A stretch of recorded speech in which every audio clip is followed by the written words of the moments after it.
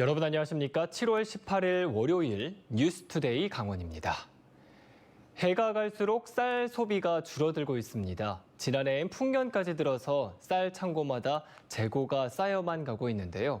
세계적인 식량 위기 상황이라 농업 정책도 전체적인 농지 면적을 유지하면서 대체 작물을 육성해야 하는데 그 현실은 녹록지가 않습니다. 김도균 기자입니다. 수확한 쌀을 보관하는 농협의 저온 저장고. 400톤 규모의 공간에 쌀이 가득 차 있습니다. 모두 지난해 수확한 쌀인데 아직도 판로를 확보하지 못한 상태입니다. 춘천 신북농협에는 현재 810톤의 쌀이 저장돼 있습니다. 작년 이맘때쯤 재고가 350톤이었던 것과 비교하면 2배 넘게 남은 겁니다. 강원도에서 생산된 쌀 중 아직 팔지 못한 재고량은 31,800톤. 1년 전 같은 기간보다 50% 이상 많습니다. 지난해 쌀 작황이 좋아 재고 처리에 어려움을 겪고 있는 가운데 올봄 파종한 조생종 쌀 수확까지 한 달 앞으로 다가왔습니다. 여기에다 쌀 소비마저 계속 줄어 1년 전 수확한 쌀은 판로 찾기가 더욱 어려운 실정입니다. 전국적으로 쌀이 지금 많이 있어요. 이게 판매가 할인 행사를 통한다 해도 판매가 지금 부진한 실적입니다. 40년 전인 1981년 135kg에 달하던 1인당 연간 쌀 소비량이 절반 이하로 떨어져 60kg에도 미치지 못하고 있습니다.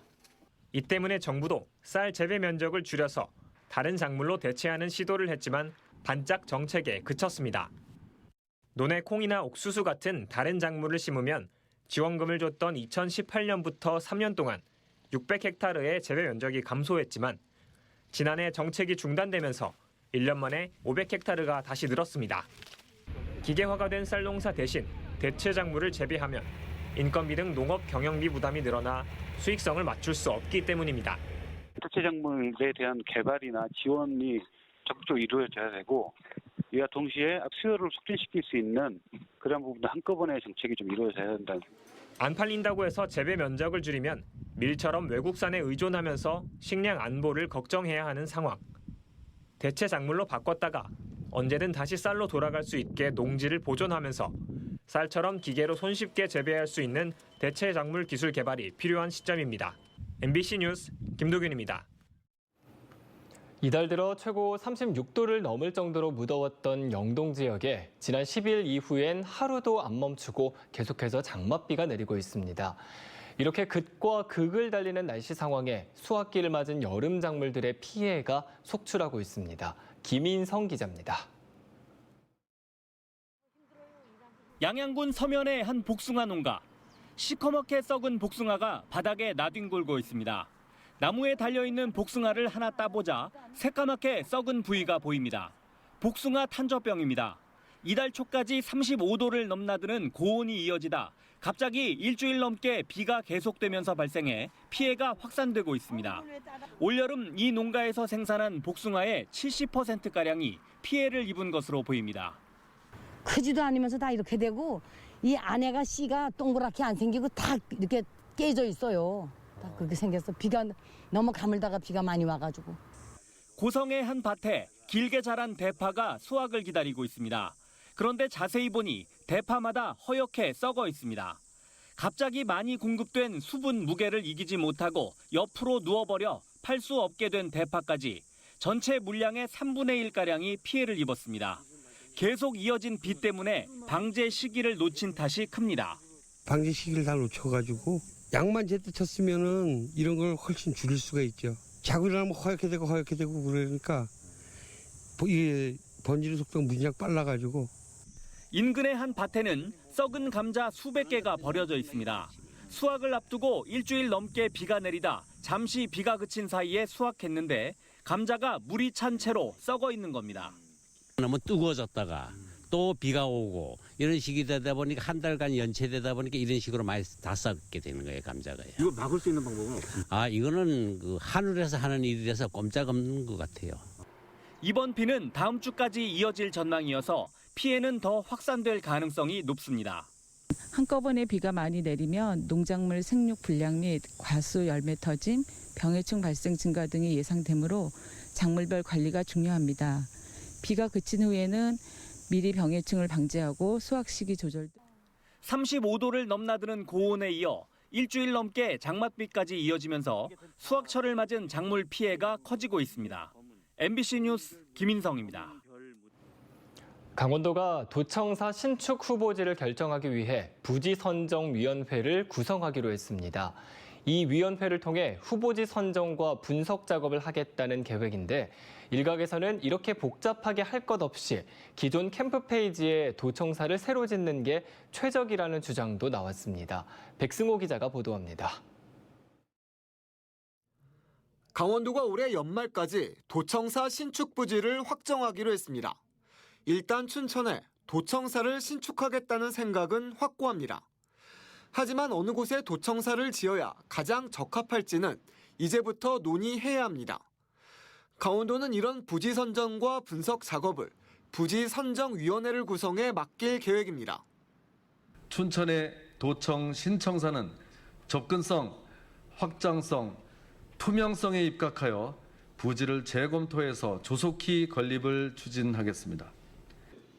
이런 상황에 도청사를 민선 7기에서 결정한 대로 캠프 페이지에 지어야 한다는 주장이 나왔습니다.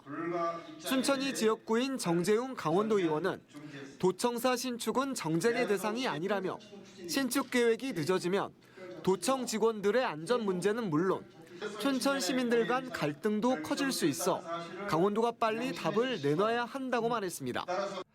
그러면서 지난해 결정한 대로 옛 캠프 페이지에 지어야 도청사 신축과 춘천역 역세권 개발 사업 등이 연계될 수 있다고 덧붙였습니다. 이럴 경우 소양로와 명동 등 춘천의 원도심 회생에도 큰 도움이 된다는 주장입니다. 국비 학교로 용이해 엄청난 도비가 절약이 가능하고 사업의 시너지 효과를 극대화시켜낼 수 있는 최적의 방안이라 본의원은 확신합니다. 일단 강원도는 신축 부지를 재검토하는 과정에 캠프 페이지를 배제하지는 않고 있습니다. 또 도청사 신축에 최소 6만 제곱미터의 넓은 땅이 필요하기 때문에 강원도와 춘천시 소유의 땅을 우선적으로 살펴볼 수밖에 없습니다. 이런 이유로 춘천시 소유인 춘천 캠프 페이지도 유력 후보지 중 한 곳으로 꼽힙니다. 올해 말까지 후보지가 확정된다 해도 강원도청사를 새로 지으려면 적어도 6년 정도의 시간이 필요합니다. 강원도가 도청사 신축을 최우선 과제로 삼고 지금보다는 부지 선정에 속도를 내야 불필요한 잡음과 혼란을 막을 수 있을 것으로 보입니다. MBC 뉴스 백소입니다.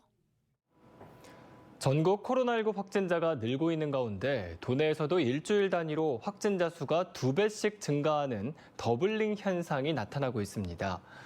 이번 주 해외에서 유입된 코로나19 확진자를 제외한 도내 일일 확진자 수는 주간 평균 945명으로 1000명대에 근접했습니다. 이는 지난주 일일 평균 확진자 수의 476명의 2배 가까이 증가한 수치로 휴가철을 앞두고 코로나19 6차 대유행의 우려가 커지고 있습니다. 여름방학을 앞두고 도내 학생 확진자도 급증하고 있습니다. 교육부에 따르면 지난 5일부터 11일까지 발생한 강원 지역 학생 확진자는 하루 평균 55.7명으로 그 전주 26.3명의 2배에 달했습니다. 강원도 교육청은 방학 중 코로나19 재유행에 대비해 학교와 학원에 대한 방역을 강화하고 자가진단 애플리케이션 이용과 실내 마스크 착용 등 현행 기본 방역 체계를 유지할 방침입니다. 더불어민주당 원주 갑 지역위원장의 원창목 전 원주시장이 또 속초 인제 고성 양양 지역위원장에는 박상진 전 수석 전문위원이 각각 선출됐습니다. 더불어민주당 강원도당은 권리당원 선거인단 100%로 14일부터 이틀 동안 경선을 진행해 원창목 전 시장과 박상진 전 수석 전문위원을 지역위원장으로 각각 선출했다고 밝혔습니다.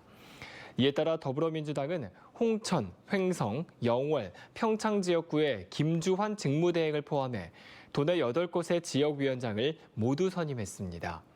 더불어민주당은 조만간 도당위원장 공모를 실시할 계획입니다.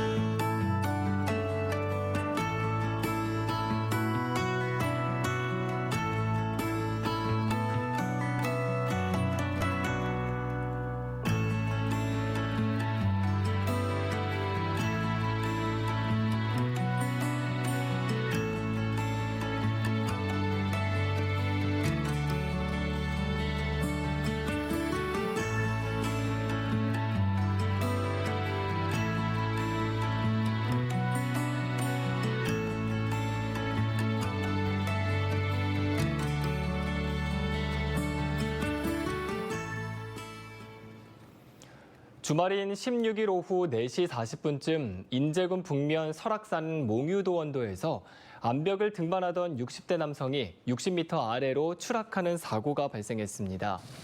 60대 임모 씨는 머리를 크게 다쳐 심정지 상태로 병원에 이송됐지만 끝내 숨졌습니다. 경찰은 임모 씨가 등반 중 발을 헛디뎌 사고가 난 것으로 보고 일행 등을 상대로 정확한 사고 원인을 조사하고 있습니다. 약사법 위반과 업무상 횡령 등의 혐의로 기소된 동해 지역의 모 마스크 제조업체 대표 이사가 실형을 선고받았습니다. 춘천지법 강릉지원은 허가받지 않은 재료로 방역용 마스크를 제조하거나 식약처에 생산량을 축소 신고하고 3억 원 이상의 회사 자금을 빼돌리는 등 5개 혐의로 기소된 업체 대표 52살 김모 씨에게 징역 1년 6월을 선고하고 업체에는 벌금 1,000만 원을 선고했습니다. 재판부는 피고인이 일부 범행에 대해 잘못을 인정하지 않고 있고 횡령 금액이 상당한 점 등을 고려했다며 양형 이유를 밝혔습니다. 강원도 소방본부는 최근 3년 동안 강원도에서 해파리 쏘임 사고와 벌 쏘임, 뱀 물림 사고 등 3대 야외 안전사고 발생 건수가 모두 2,270건이라고 밝혔습니다.